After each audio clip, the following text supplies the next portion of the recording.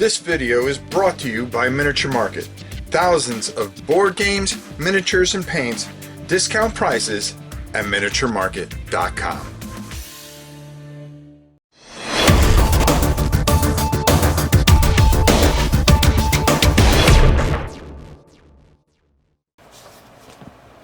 Hey everybody, today we are going to be talking about an upcoming Kickstarter that is coming on July 16th. It is from GameWick Games. Yes, the people that did Shuffling Horror. Now, the first one was Pittsburgh 68, and then Pittsburgh 68 was surrounding Night of the Living Dead because it was filmed in 1968. Guess where? You got it, Pittsburgh. And it tells a fantastic story. The second in the series was Roswell 51. As you guess, sci-fi 1950s kind of alien horror kind of sci-fi thing, and that worked well as well. But this one's a little different because this one brings Lovecraftian horror, and coming up on Kickstarter is going to be, yeah, you got it, Innsmouth 32. Now, what's the story behind it? On-lam gangsters hijack a bus with Miskatonic University students and scholars on board. One wrong turn leads them to the shunned seaside village of Innsmouth. And guess what? Nothing good is going to happen to any of these people. Now, the game is absolutely fantastic because it uses the same mechanics as the other Shuffling Horror games. But now it has the Lovecraftian horror and a couple of twists and turns in it as well. These games play like movies, like you're at the drive-in, and I love that because I remember growing up as a kid and loved going to the drive-in up until our last few years in Connecticut when the last drive-through closed, and then we moved to Florida, and I missed those Saturday nights going to the drive-through for a creature double feature or two, or whatever was playing. But you get this wonderful feel with this game. Now we're going to go down to the table and take a look at this, and like I said, I'm not going to go through all the rules, but I can just kind of give you an idea for those of you not familiar with the Shuffling Horror saga and how really a lot of fun it is. Now, they say it's for 3 to 13 players, but if you really want to, you can play it by yourself, believe it or not. You just gotta work both sides and kind of be fair and let the game play itself, because it does tell this beautiful story, and it keeps you engaged, and before you know it, things are closing in on you pretty quick. So let's go down and take a look at the third in the series here, Innsmouth 32. Alright, I am not going to go through every rule, but I'm going to give you a kind of a little bit of an overview of what goes on here. And this is just amazing. First of all, the board is amazing in the fact that it's basically, and I have to move this out of the way, yeah, you got it. It's a drive-through, basically. So you're going to the movies. Now, this is going to be played over 4 reels, and each reel is going to have a bunch of cards that are going to lead into what's going on. And you're going to have to turn over and negotiate these cards. These are actually going to be your characters, and the survivors are also over here. Now, as you can see, they have a bunch of numbers associated with them, and anytime you have to do a certain test, you are going to have to roll underneath these numbers. For instance, if you're going to hit somebody with your muscle, of course, you're going to roll 2d6, and I rolled a 9. That didn't help. Well, guess what? That's not under 6, so that is a complete and utter fail. Now, speaking of utter fails, a complete and truly utter fail is if you roll box cards, because what happens when you roll box cards, the enemy is going to be able to, whoever you are attacking, is going to get a counterattack, and that's not always good. You're going to have a certain amount of these things. They're called spoints. I know, that it just sounds cool to begin with.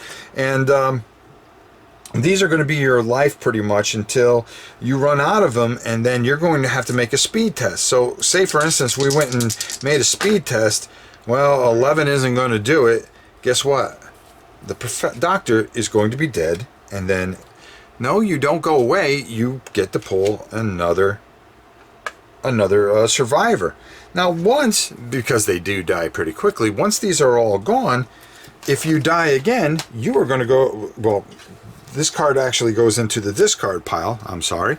And what's going to happen, it does get to show up later as a cultist, which is not good.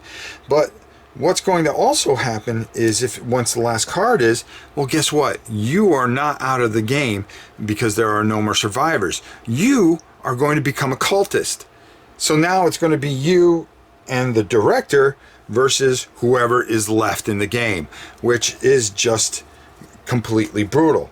Now, as you can see here, we have 3 cards here, and every turn we're going to negotiate these cards. So for instance, as the director, you're going to say, well, I'm going to take this guy here, and I'm going to attack the professor, shall we say. Okay, now I have to roll underneath the 5. So let's see if I can hit this guy, man. Oh, and I do. But here's the beauty about it.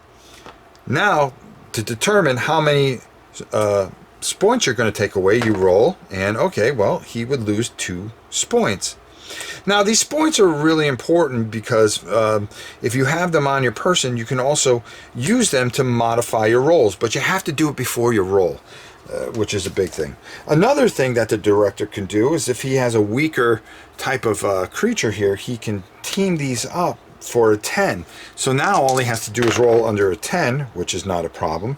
And well, let's see if we do it. Well, we did 6, and that would be way too many for him to negotiate. So he would have to take his speed test, which is under 7, and 8. Well, sorry, Professor. Thanks for coming by. You're dead, and into the discard pile. You're going to play all the way through these cards, and that's going to complete the first act, and then you're going to go into the second reel, the third reel, and then finally the fourth reel. The game plays smoothly and is beautiful, and is just really does it. The art is really fantastic in it. One of the nice things is, as a survivor, you also get to pick from here. And if there are going to be things in here that are going to be able to help you, such as this hook. This is going to do +2 damage. Another thing that is going to do, and as we take out more cards, as you can see, oh, just all these awful, awful creatures coming, and they do all kinds of things. They're immune to headshots. So on a double 1, that would be considered a headshot, and it would do an automatic kill, but not on this guy, not on this guy. So they have little things that they can do and really make your life pretty much miserable, but getting +2 damage. Another way you can get +2 damage, +2 your damages, is say you rolled a 6 and you had a roll under a 5, let's just say. Well, guess what? That is going to, because it's doubles, you're going to take that 3, and that's going to be +3 to your damage roll. So now, if we were to roll against these guys right here, it's 6 + 3. That's going to do 9 damage, which is more than likely going to kill somebody. And that's exactly what you're looking to do. Now, the object, of course, is not about winning. It's about surviving. And can you survive and get through the 4 acts as quickly as you possibly can before things get completely out of control? There are plot cards, there are twists and things, and sanctuary cards.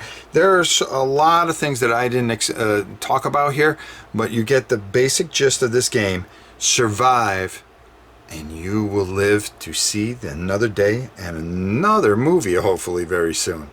So let's take this up top and get on out of here, because I'll tell you right now, you never know what would happen with all these guys coming at you. So let's take it on top and get my final thoughts. And once again, Larry, you done it again. Okay, the first 2 games were fantastic. I've had a chance to play them.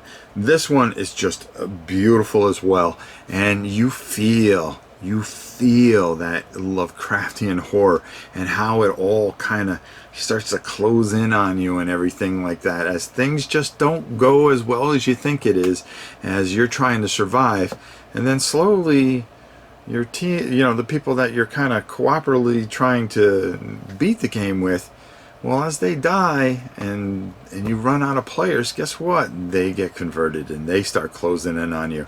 So it becomes this thing where you're doing everything to beat it, but eventually one of you, or if you're not lucky, are going to have to fight everybody. So Yeah, one versus many as it starts, but then it becomes you versus many. So fantastic. I think you should, if you guys get a chance, check this out on July 16th. We'll make sure that we have the link to it and everything like that. I really think that you will enjoy this game. This is a fantastic game. Plays very smoothly. I enjoyed it immensely, and I love the different periods. And I believe the next one after this is Baltimore 94, which has me completely scratching my head because I don't know what happened in Baltimore in 1994. But guess what? We're going to find out. But let's get this one funded first. I think you'll enjoy it. It's a real treat to play and really, really enjoyable and great with a group of people or a smaller group of people. It all works out and plays very well. I think I've said it all. And then until next time, it's your old pal Rob. Remember, July 16th. Check out the Kickstarter and let's get it funded. And I guarantee you, you will not be disappointed. Till next time, it's your old pal Rob. We'll see you soon.